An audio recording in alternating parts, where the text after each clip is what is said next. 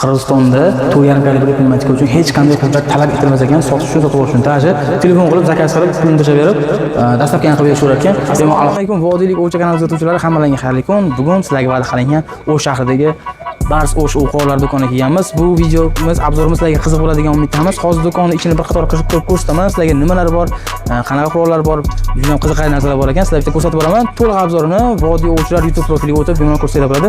Qanday do'kon ichida sizlar bilan birga ko'rib chiqamiz. Hurmatli, mana Qirg'izistonlik obunachilarimiz uchun zo'r do'kon topib qo'yganmiz. Bars O'sh o'qolar do'koni, pnevmatikalar ko'ryapsizlar.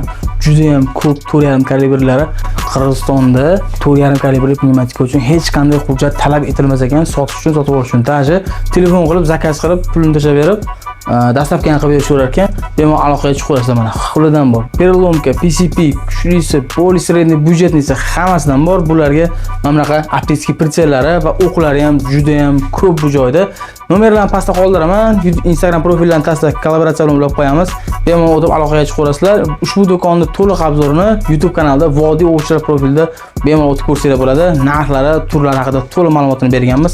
Bizdan uzoqlashmanglar, har bunaqa do'konlarni ko'plar sizlar bilan birgalikda ko'rib chiqamiz.